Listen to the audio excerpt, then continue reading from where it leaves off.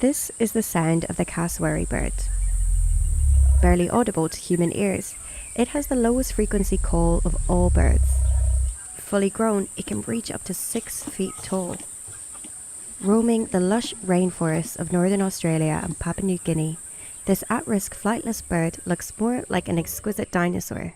Yeah, it's like a friendly, unpredictable velociraptor from Jurassic Park with black feathers.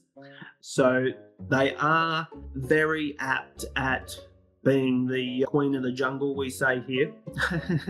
And also when they have the young, that's when you don't want to get between one of them and their young, because they may feel threatened and slowly chase you at 30 kilometers an hour through the forest. And this is Brett Krause. Brett is one of our Australian SUGi forest makers. Since 2014, with our support, he's been planting Miyawaki forests in tropical North Queensland as a way to create habitats for endangered species like the cassowary and the Mahogany Glider. Acting as rural biodiversity corridors, these forests enable flora and fauna to travel between urban areas. Planted with local communities, they not only restore at-risk habitats, but they also help mitigate the impact of climate change and improve all-round well-being. And these things work. They should be part of every government policy. They just have such an impact in such a quick amount of time. And that's why, I totally advocate SUGi Miyawaki forests or the ideology in general. So I caught up with Brett from his home in Australia, and we had a really interesting conversation about his SUGi forests and the incredible success he's been having out there. Hi Brett, how's it going? How are you doing? Yeah, good, thanks. Oh, well, so good to see you, and thank you for having a chat with us. Cheers, great to be here.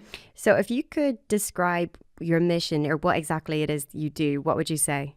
I'd say I'm a forest builder, and I co-founded a not-for-profit with my partner to make a greener, cleaner world. And along the way, I discovered the Miyawaki method, which with SUGi, we've created 7 forests here in Australia. And we pioneered, I think no one seemed to have built one earlier than us here. And also, thanks to SUGi, we've managed to make more habitat for endangered species. So we're forest builders, revegetating degraded land for the southern cassowary, Mahogany Glider, and the spectacle flying fox here. Yeah, and you've been doing some incredible work out there, truly. So to paint a picture for people, could you describe where you are geographically and what kind of climate and terrain you're working with? So we're in the centre of tropical North Queensland, 2 hours south of Cairns, and we have lowland tropical rainforests, littoral rainforest, broadleaf tea tree ecosystems, mangroves, and it's the wettest place in Australia, which is great news for trying to regrow or afforest in this region. Plenty of opportunity, and we're in the middle of 2 urban centres, and we focus on rural kind of farm degraded areas for reforesting. And what are some of the main issues that the land is facing out there, or the main issues that you are directly tackling through your work? Yeah, so the main challenges, I guess, for the land from that perspective is agriculture, housing development as well, also new roads and infrastructure. And for the point of view of the fauna, this fragments the land and it sort of disintegrates the ecosystem's integrity. And our goal is to link up through corridors or expand and enhance remnant forest. And that's the great thing about the Miyawaki method, and what we've always kind of stuck to is native endemic species as best we can by collecting the seeds and germinating them, propagating them into seedlings, and then replanting them into our future projects. And I love this concept of creating biodiversity corridors, which is what you're basically doing. So could you explain what they actually do and how they help the spread of biodiversity? Yeah, so a biodiversity corridor could be anything from like a 2-meter strip of trees planted, 5 meters apart. It's a lot of perspective involved in this kind of industry, I find. But with the Miyawaki method, we're building a dense native strip of vegetation, and we've done them 4 meters wide as a minimum. And basically, within 10 years, the forest is where, if it naturally came back in a blank space of area, it would take about 200 years. So we're really speeding up the process of regeneration by using the different strata in the forest, small, medium, large, climax species. Wow, so interesting. So basically, you are strategically planting these incredibly biodiverse Miyawaki forests between these urban centres and the rural areas to attract flora and fauna there, to enable them to move around, basically. That's right. That's right. It creates the canopy very fast, and where we are, within 1 year, this forest is self-sustaining. It's dropping leaf litter, it's creating the mycelium in the soil. All the small insects are attracted to the forest. The birds are attracted. They feed and roost in the forest, and then before you know it, it's kind of all communicating with one another above and below the soil, and that's what is attracting the biodiversity. It is the biodiversity through which the species that we planted. So yeah, it's all about creating a fauna highway. Think of it that way, Mm-hmm. So you've been creating habitat for endangered species like the cassowary birds. So could you tell me a little bit about these birds in particular? Yes, so these birds are very special. There are two kind of distinct populations here in Queensland, and it's called the Cassowary, our sort of segmented subspecies here. But apparently there's only like 4,000 birds in the wild. So through, as you asked me earlier, with all the fragmentation, the farming and the development, etc., the species is really fragmented as well with the forest, they're forest dwellers, and their food source is kind of dwindling in a way, as well as all the genetic diversity with their breeding and populations, etc., from the highlands to the lowlands. And this species is particularly, I guess, with many nowadays, it's a keystone species. So this bird will only eat particular fruit that may be a very large seed, like a large grapefruit or a large golf ball. So in particular, that we have a tree here called Cerbera floribunda, the cassowary plum, and it's like a large purple, kind of like a large duck egg. And that's one species that this bird particularly is the only one that will eat. And so if this bird's the only one eating them and pooping them out a kilometre away, if they're not there, those trees kind of aren't moving through the landscape. So without the tree, there's no cassowary, and without the cassowary, there's no particular tree.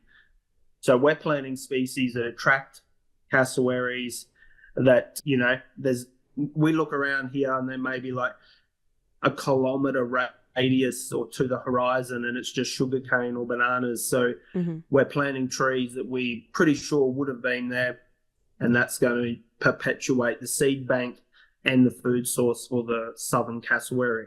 And the cassowary birds are just, in their looks, they're incredibly striking.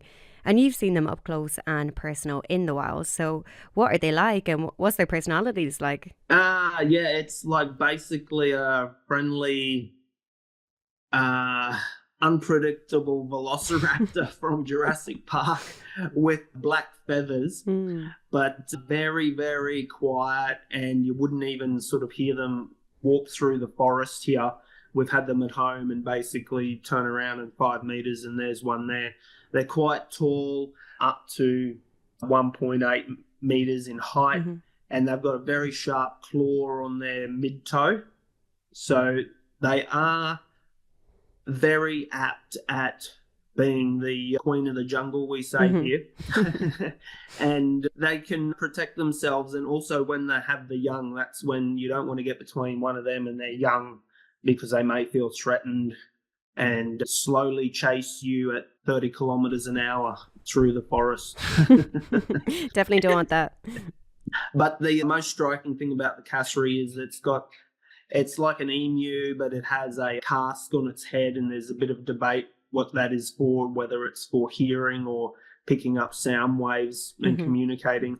But it also looks like a bright fluorescent blue and scarlet red turkey, if I could describe it in layman's terms.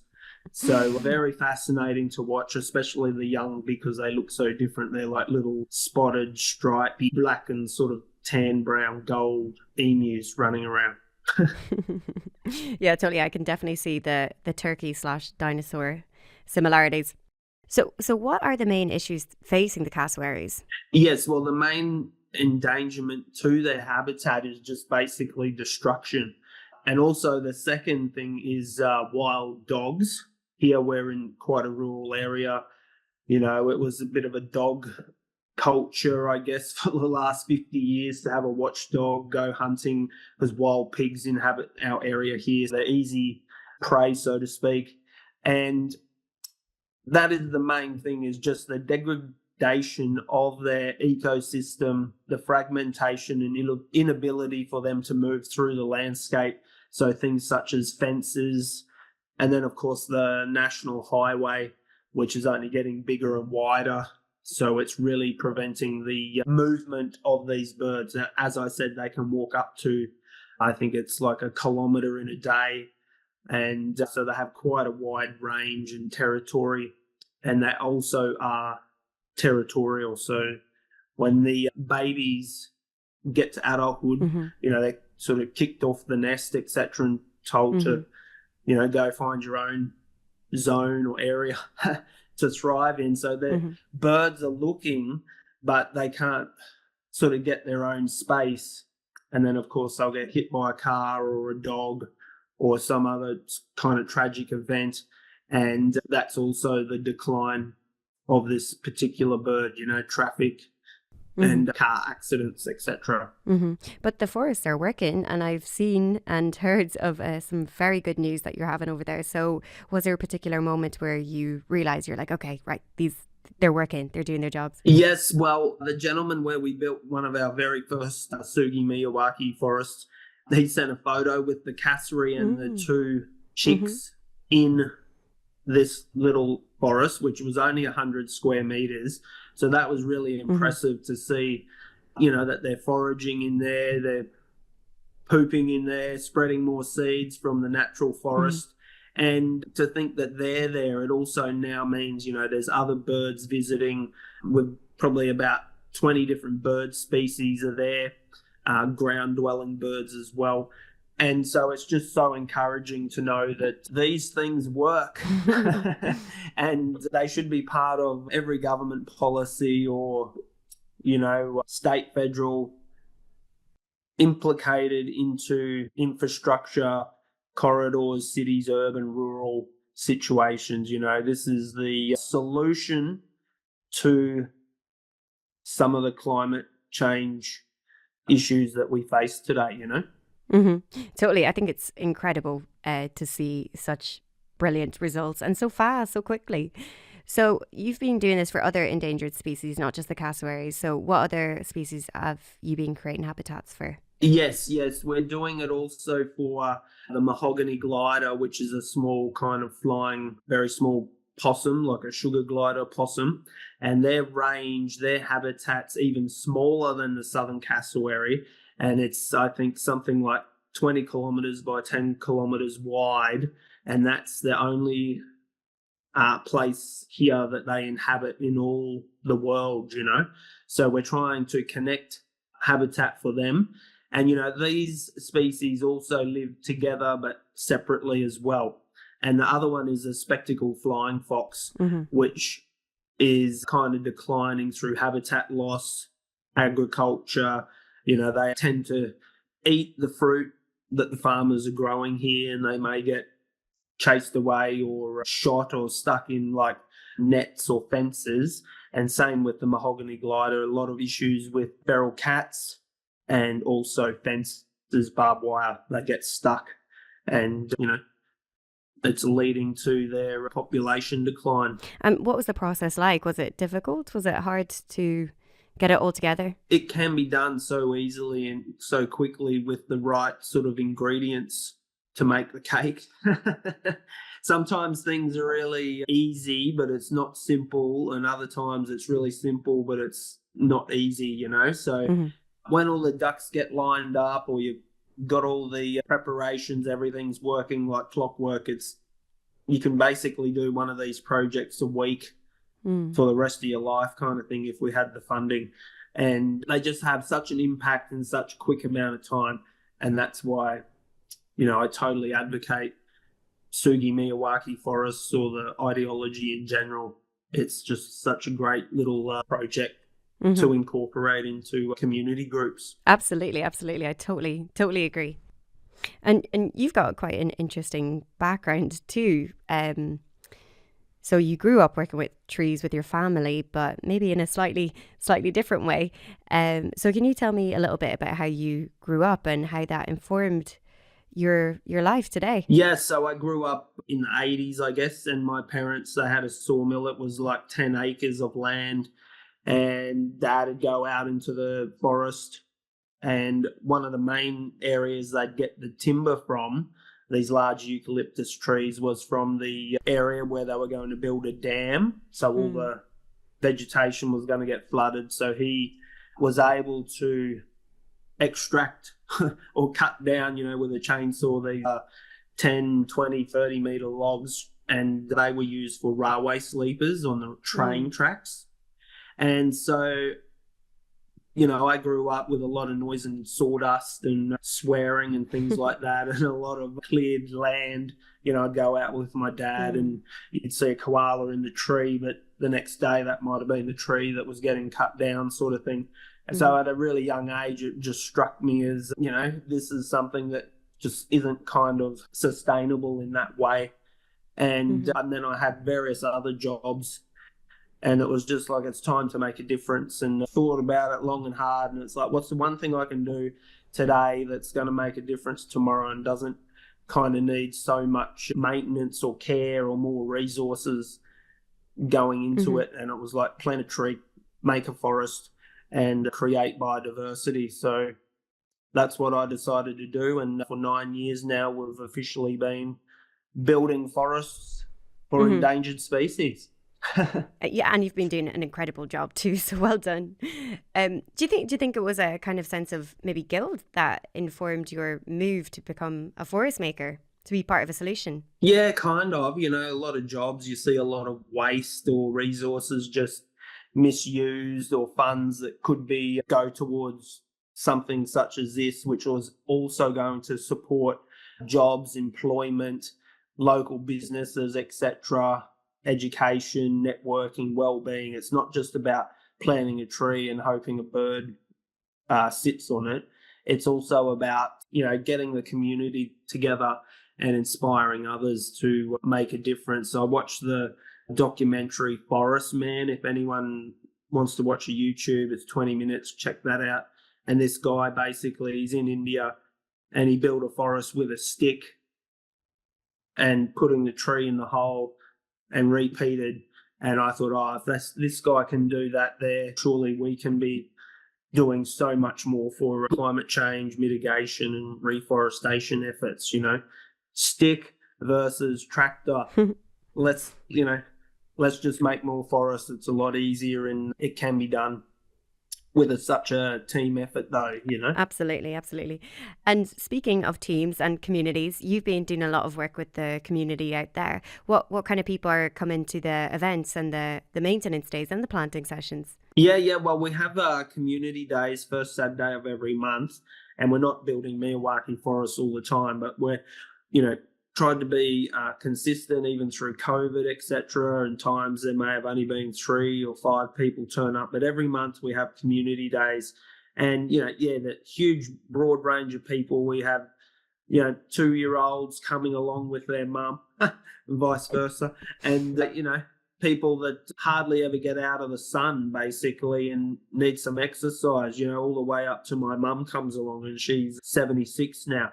So we've got all types of people. We've had people internationally involved in our plantings. We've held over 100 community events now, and I guess probably well over 500 different volunteers along the way over these 9 years that we've been operating here. And, we've celebrated mental health days, networking days, other kind of workshops, seed ball creating, learning all about trees, the anatomy, etc., how to conduct a bird survey. So, yeah, the more money we have, the more we can do. And I think that's what it all comes down to. A lot of environmental issues is the funds, and spending them frugally and in the right place that's going to have the biggest impact, rather than just printing off new picket signs or posters.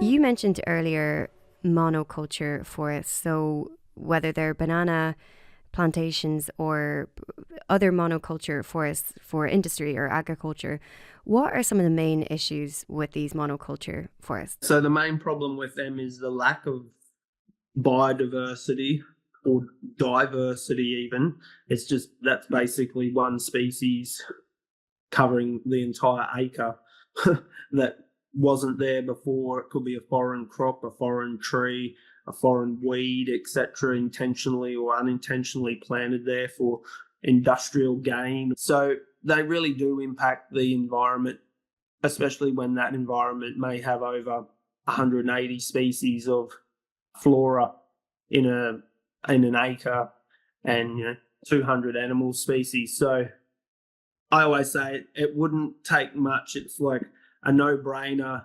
A primary school child could see that if we're getting rid of this to put this here, what are the impacts going to be, and they also impact the water quality and erosion of the soil. So monocultures, I guess, are serving their purpose for what they're intended for, but they definitely have consequences in the natural environment. And I've heard you talk about the use of plastic sheets around big plantations and the implications of that. Yeah, I guess there's a lot of different agriculture now using, plastics and things like that. Here we have the banana industry, and they cover the bunches of bananas to protect them from sun and bugs and, rats and scratches and things like that. But sometimes I think not only does it create a perfect habitat for these little native critters that they're trying to get rid of, but it's just also the waste. It's not just the vegetation of these monocultures. Sometimes it's the products that go into them, or the transport or the processing, etc. All these other tertiary kind of inputs, carbon miles, and all the terms we're used to now that are part of the process. And that's why I love just building native forests, because we're not going to package it, put a sticker on it, and then inflate the price and try and sell it to some person who doesn't kind of need it or want it, and then end up in landfill for 1,000 years. So that's why I love building this like organic native forest. It's a bit more fulfilling, but obviously not as profitable as growing soy or wheat or 50 other different agricultural crops, And I know there's lots of initiatives around these days, but do you think there's a way for industrial agriculture and biodiversity to coexist at all? Yeah, the positivist in me says, yes, that can, and wouldn't that be great? And then the cynic in me goes, not a chance. But, they use all these carbon credits as a kind of trying to link capitalism to the environment, and bio credits, etc., or Cassowary credits they're trying to implement here. We could have a fully vertically integrated forest building industry, and it's just a matter of connecting the dots, creating the demand, creating the supply, and away you go. But it definitely needs some support.